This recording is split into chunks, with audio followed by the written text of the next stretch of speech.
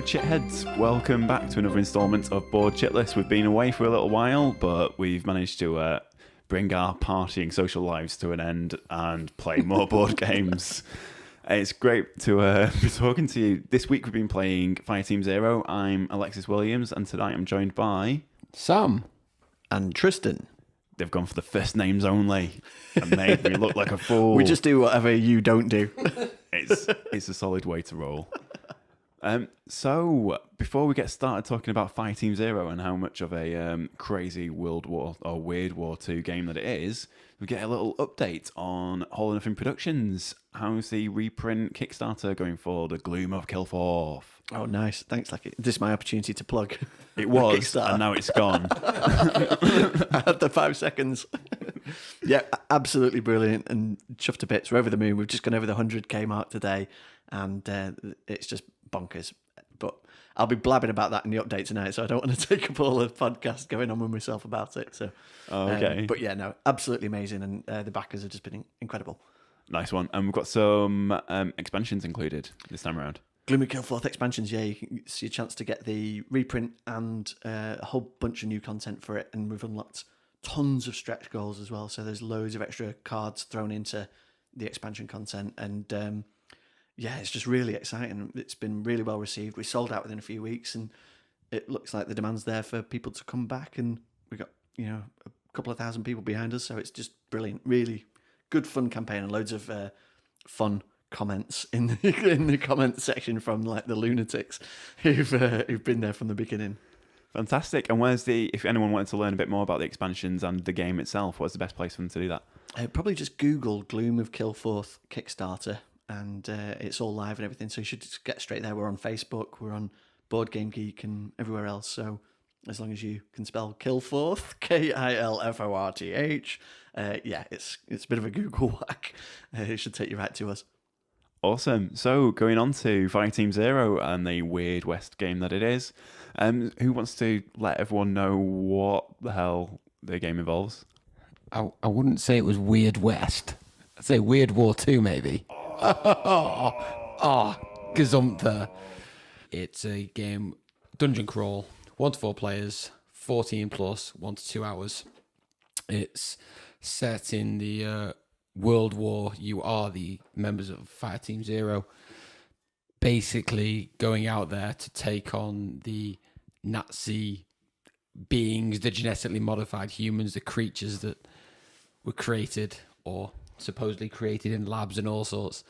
Not strictly Nazi, by the way. Just I think the lore is more about these weird artifacts that produce them, and they produce them when there are big conflicts happening. So they turned up in World War One, and now they're back in World War Two.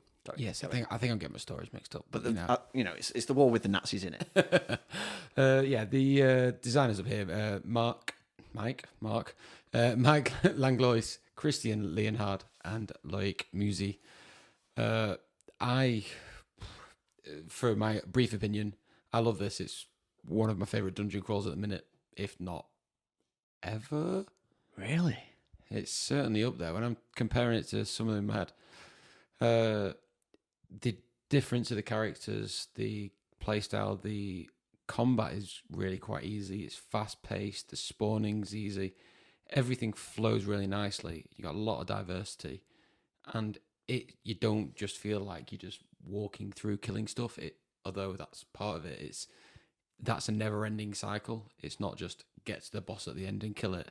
You've actually got to achieve things. There's goals all the way through. So, yeah, I'm really enjoying that at the minute. What do you think, Leki? Again, yeah, I'll agree with Sam. I don't know if it's the best dungeon crawler I've played, but it's certainly up there.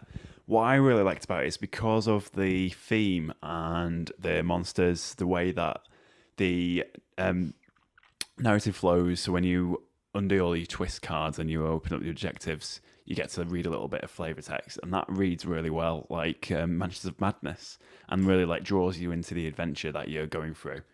And then with the combat works so well. It's pretty much effortless. You're just throwing cards down, working out how many dice you're going to roll and getting through those. And it feels like a mashup between Mansions of Madness and Zombicide. It probably shows a little bit of a lack of imagination by comparing it to two other games. But there's just seems to be a lot of meat in there, and there's a lot of mechanics going on at once, but they don't ever seem to slow the game down by trying to work out what's going on. I really like the leveling up at the end of a scenario. You just quickly add an upgrade set of cards, add an extra focus, swap out another focus. So your focus is basically special abilities. Every now and again, usually once per turn, you can just do something pretty cool that ends up saving someone's life or just kill an extra monster. But it always just adds that little bit of flair to your character, and does it in a really nice way. I think as a game, it's really well thought out, and there's none of those rough edges that sometimes you encounter. It's just generally a very well put together piece of gaming design. Cool. You touched on the twists there, which are throughout the scenario as time advances, we draw a card and it changes all of the enemies. So each sort of scenario has its own thematic set of bad guys, which could be like the Thorn Spawn or the Bloodless or the Fetch or whatever. Or the bait bags. The bait bags. Those guys is minging. And so each of the twists are thematic to those monster types, which is really cool. And basically as the time goes on and hits certain points along the threat track effectively, you flip one of these twist cards and there's an effect. So it could either be fairly benign or it can be game ending, like reducing your hand size, which is effectively your health, or making the monsters tougher. We had that second scenario we played, all the monsters got buffed so high we were struggling to take out the minions and stuff. Yeah, they were practically impossible, weren't they? Yeah, and I think it's cool that it keeps you on your toes with almost every element of the game. It also hugely punishes you for bad tactics. So we always fall into this trap of going and searching, because the searching bit's kind of fun and it helps advance the objectives. So you're ransacking houses to find a missing person or destroy an altar or whatever. And in your rush to do that, you have to be really careful about how far into the enemy territory you move, because if you go off on your own and get pounced on by just a couple of guys and you can't defend yourself against them, you are toast. And if you're toast, that can literally end the game, because you've got one life between you, haven't you? You've got this coin flip. So as soon as somebody goes down, it's totally cooperative. One player down, we flip the coin. There's a coin that represents your luck or whatever. And if another player goes down after the coin's flipped, it's game over. And as we experienced to our detriment in that last game, I went off wandering. I was like, I'm going to do all the searching all by myself, and went down. And you guys, I was too far away from you for you to be able to come and rescue me. We got surrounded and we got toasted. And it totally came down to that greed of I shouldn't have done that. And you can always sort of trace your actions back to, we should have carefully moved and fired and supported each other and everything else. And as soon as you sort of get cocky and, yeah, I'm going to take everybody on all by myself, the game will hit you back hard. And I really like that. I really like that. Yeah. It's unforgiving. Well, I think the scenario before we got absolutely dackered, we were playing, it was like a hospital army base, and there was lots of long corridors and small rooms with very few doors, and it felt like you could almost hide away in a room, wait for the perfect moment to leap out again and strike. Whereas the second scenario where we did get killed was just a big open town with a few places to hide and shoot out of, and a few places of market stalls and right in the town centre. Yeah, exactly. And I think because it was so wide, it was so easy for us to be overrun, and we didn't quite appreciate that. Whereas when the army base, the monsters were getting bottlenecked as much as we were, and it was maybe easy to deal with them. But I've noticed with some of the scenarios in this game, it's quite binary, really. You can either deal with them quite easily, maybe it might be posing a bit of difficulty towards the end, or you don't really last 2 or 3 turns. Yeah. It's got a difficulty streak, and each sort of their acts, I guess they're called, or they're made up of 3 acts each sort of scenario. So the first one is usually sort of an intro thing where you're just up against a couple of minions, and then in the second scenario they'll introduce the minions and elites, and that's where the real difficulty sort of comes in. And usually there's a few game mechanics that will support that, and then the final scenario is the minions, the elites, and a boss, and those are the really tricky, difficult scenarios, and the bosses in this game are ruthless as well. But with really, really careful plotting and planning, which we never use, you could probably beat this game. We started off that first mission, and it to me felt a bit of a breeze. We didn't really feel overwhelmed, and the minions we were able to keep under pretty well controlled. But on that second game, when the map opened up from having lots of corridors, the enemies were within two moves or two actions were able to get to us from anywhere on the map, which changed things completely. Because there's no hiding then, is there? No, you're not waiting for them to come around corners or to snake their way through a path. The movement's done on spaces, so it's just they'll move 2 or 3 spaces. You get wide open spaces, and they can be leaping across the entire map in one turn. They get that bonus of movement, and they're on top of you. So you definitely feel like it's their territory, don't you? And you're in their territory. So it ramps it up by that, but just by flipping the board over to the outside, suddenly changes the dynamics of the monsters that are there and makes them a hell of a lot more threatening than they were in the previous game, because you could just kite them a lot more.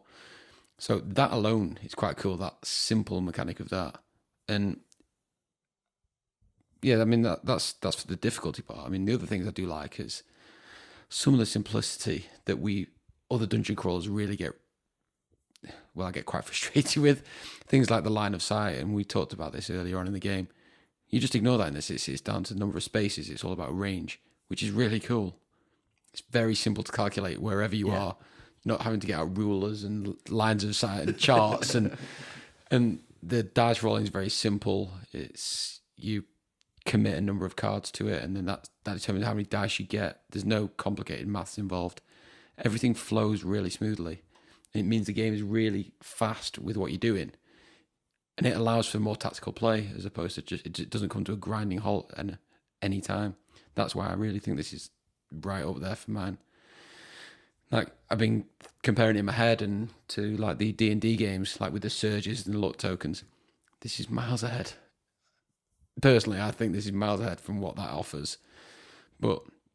And the life being your hand size, it reminds me of Gears of War. And this feels probably more similar to that than some of the other games, I think. Yeah. In the way that it plays and the difficulty and the way it ramps up. But this is a bit more open. And I think the characters in this are a lot more individual. They've got their own traits. And if you play to the strength of the traits in this, you can really do well. You got the marksman, if he's hanging back, taking people out from that extra range, he's protecting everyone else.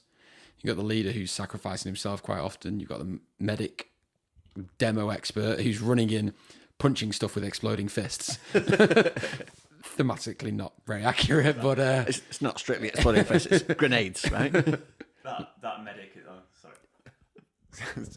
that medic has never applied a bandage in his life, unless it was attached to a grenade. He's only ever bandaged the bits left over after he's blown an entire room of people to bits. Well, in that first game, I did manage to blow an entire room of people to bits. But, you know, it felt like that's what I was focusing on. It was focusing on running in there and attacking, and I felt like I had to be using those grenades and the medic parts. So each of those characters feels more, you're more rooted in them, more invested in them. Whereas Gears of War, your cards are all taken out of a mixed deck. So in Gears of War, you all have access to the same actions, right? Yeah, and it's the same cards. It's just very slight character differences. Whereas this, you have your own individual deck, your own upgrade, your own focus. So it feels a lot more specific. Yeah, if you're the leader and you're firing a shotgun, it's like point blank shotgun blast attacks, and it feels like that. The same with the close combat guy is using knives and he's getting right in there and hamstringing them and one between the ribs and stuff like that. And then if you're the marksman, you're sniping. And yeah, I think the way the decks are thematically implemented is really cool. And one of my favorite things about it is each hero has in their deck 2 cards which are mega. They can either be used as one big powerful attack or as a tactical response. And if you manage to play them, it kind of messes up your turn because you don't get to draw any more cards that turn. But then you get to do one really awesome thing that just makes you feel like, yeah, I'm saving the day. So like the close combat guy can do this Reaper action where he just moves a couple of spaces and kills everything that he touches along the way. And if you pull out that card when you're in the middle and you're completely overwhelmed, you know, you can really save the team. And each character has their own opportunity to do that with these cool sort of one-off special attacks. And yeah, mine was a satchel charges as a demolitions guy. So you sort of have to cycle your deck to get to them, but the decks are small enough that you've got a good chance of of reaching those cards throughout the game. So they are real like cool moments when you pull them off. And a lot of the cards in the game are situational. A lot of the abilities are situational, but when you do use them, and you can pull them off effectively, it's a really rewarding thing that. It doesn't just give you dice, more dice like a lot of dungeon crawlers. It gives you like a real cool tactical opportunity. The other massive thing about this game that I love, which feels taken a lot from the legendary games, is the reactions. It's helping your team out. So all of your cards have a secondary ability to help other players out on their turn. And they're situational again, so it might be help an ally out within one space or attack a monster in your space. But they are massive game changers. When you think you're going to die and you can take something out before it gets to you.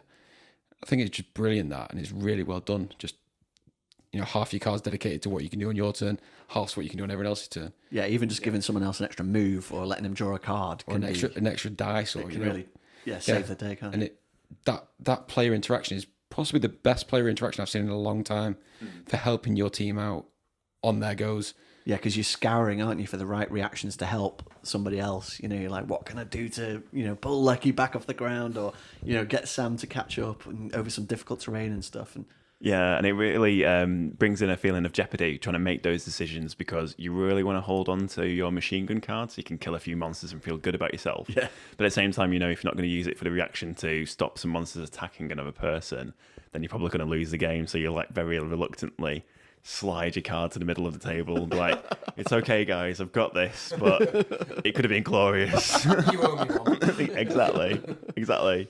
And as well with those, the big, kill everything in sight cards, they're so pleasing to play. Yeah. But the amount of times that I've been waiting for the right moment to use it, and then I've just been wounded, so I've had to throw it down back into my discard pile. Yeah, you can't hang on to him, can you? Literally gutting, and it makes you feel so emotionally invested in the game, because you really are hoping to pull this card out and to just do something really cool, show off in front of your mates, and basically win the game and be the quarterback. But you just can't quite do it, and I find that absolutely fascinating. I'd be really interested to see what's in the expansion packs that you've got. Is there a couple of expansions for this game? Yes, there's a bunch of small pack expansions, but the ones we've got here are the Africa cycle and Europe cycle, and basically it's more enemies, more monster types, more tiles, more bling. They occasionally introduce a couple of minor concepts that just change the game slightly. There's a weird thing as well. I guess this is come from the novels. I think there's books written by Mike Langlois about the Fireteam Zero dudes. So they've all got like these individual personalities and flavorful characters. And you're always, for some reason, dragging these two fellas around with you, the professor and this psychic dude, who give you like small in-game bonuses. And it's quite cool. It's well implemented. You've got to look after these two dudes, basically. And I guess that ties in thematically to the novels or whatever. I'm not really 100% sure about that.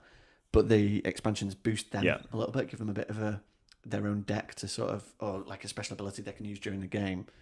But my favourite thing about the expansions is they're so easy to implement. It's just a case of chuck all the extra stuff in, more upgrade cards, more focus cards for the characters, more monster variety, more scenarios, and more bling. I mean, let's talk about the bling, because tiles, miniatures, lots of cards. What's your opinions? The tiles are awesome. Like the artwork for the maps, absolutely incredible. The base that we came across today was brilliant.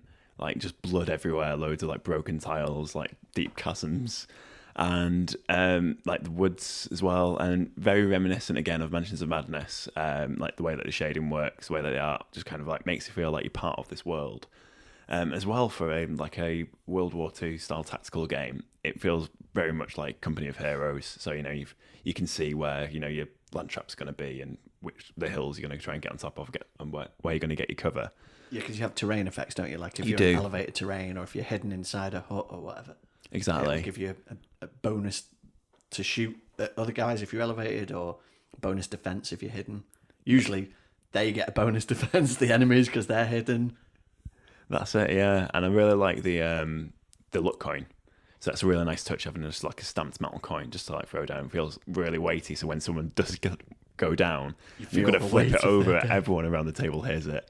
Yeah, it's just really nice. And the artwork again on the cards is great. What do you feel about the whole overall quality of the components? I disagree on the artwork on some of the cards. Some of it I think is fantastic, but there's others that just look a bit like a school child has drawn them. Harsh. Yeah, bit harsh, but some of it I think is much better quality than the others. I think the board, the tiles are fantastic. The only slight negative on those tiles is some of those terrain highlights can easily be missed. Like we missed the harsh terrain early on in one of the games. We cheated. We did cheat but we just didn't notice it. Sometimes it's not immediately obvious, but they are beautiful. The tiles are beautiful. Some of the art on the cards I just don't think is as good as others. There seems to be a vast disparity between some of it. I'm gonna disagree with you about the. Oh, there we go. I'm sorry. I'm gonna have to disagree with you about like how obvious the different terrains are on the maps. I think it was rules error. Like we just forgot about that particular rule. Yeah, it's a while since we played it. Picking it back up, getting back into the swing of it. Exactly. I don't think there's other games that would do a better job. Going back to Manchester Madness, actually, I think it's probably better than that would have done, because rather than just being an effect around the corners, it's the whole colour of that particular sector. So yeah, other than make it 3-dimensional and actually pop up out, I don't know what you could do. So I don't know how you'd improve it. What about the miniatures? Miniatures are great. Really nice. Not quite Kingdom Death style quality, but really good sculpts. You can some amazing features on there. I've not seen any painted versions yet. Jackie's not yet. She's showing some skills in that. Has she got a copy of the game? Can we check out her Instagram? She can paint mine. Yeah, my painting skills are for crap. But one thing I do appreciate is these are pre-assembled, unlike a couple of other games. I don't think they're necessarily the highest, but I still think they're brilliant. And comparing them to Kingdom Death is probably a little unfair, because those are like some of the best minis in the world, sort of thing. But for a game where you can just break it out and it's ready to go, I love them. I love the theme as well. The dudes on a map, World War II, weird like mystical horror elements. It's brilliant. Yeah, it's a really well thought out world, with like is it Division Zero that end up calling in Fireteam Zero. And it just feels like, the start to a good episode of like alternative A-Team. You've got to go out and like sort out some problems, but then with the characters and the way that they all interact with each other, it's all through very little flavour text, but it just does enough to kind of put you in the setting. I'd be really interested to read one of those books, man, to try and dig one out. Yeah, I think the flavour text is quite good at developing that story instead of having a book. So whereas like Kingdom Death had the story that you were reading as you went on, this is more drip feeding with the flavour text a little bit more, I think. You did get elements of that with Kingdom Death as well, but I think this is more hinting at what's going on. And I do really quite like that. It feels like you're learning a bit more about the characters as you go on. You get the ones who are a bit more macho and gung-ho, and the other characters are a bit more sort of shy and reserving, and it sort of reveals a bit at a time, which like elements of them like that. And it's like almost you're reading the leader's diary as well, like his debriefing logs and stuff. So it's quite cool little way of doing it. Yeah, and they are humorously written. I think that actually we should probably mention that a bit more. That the flavour text it's lucid and concise, but it really delivers the horror of the setting. You're always like finding out about worms that are infesting people and turning them into these horrible, nasty creatures and stuff. But then you get like these cool sort of quips from the characters, even on the character cards themselves, and they've occasionally made us laugh out loud, which, I don't think we've ever got that from a game before necessarily. So I think it couples that sort of horror theme really well with these tough guys going in, against overwhelming odds that, they've seen worse sort of thing. But even a bit like Aliens. Yeah, no, it's that sort of camaraderie up against, an unstoppable threat, but with, they're all sort of a version of Hudson, like with their cool lines and that. I think that's really well done. Yeah, it's a very cool game. It'll be interesting to see what other people's opinions are who've played Fireteam Zero. I think I agree with Sam. It's definitely up there. It's like dungeon crawls go. So the horror elements are on point. They're not so horrific that you couldn't get, younger players to enjoy it. But at the same time, it's very much feels of an adult nature, and it just feels like you can have a great time just in the evening. Great Halloween game. Might kind of knock Dead of Winter off its perch for best Halloween game to play. Ooh, interesting. Maybe it's just because it's new and shiny. I might agree with that. I do. I think we've played through all the scenarios of Dead of Winter now, and it's been brilliant. We've never won, I don't think, but no, I've seen plenty more play in Fireteam Zero, and we've barely scratched the surface of the scenario so far. And we've still played about 6 already, and there's loads more. So yeah, I'm definitely excited to play it again. Ace. Well, that was a great night playing Fireteam Zero for us. And we'll be back very soon to talk about more great games that we've played. So don't forget to comment and like us on iTunes and get in touch. We'll see you soon. Bye. Bye.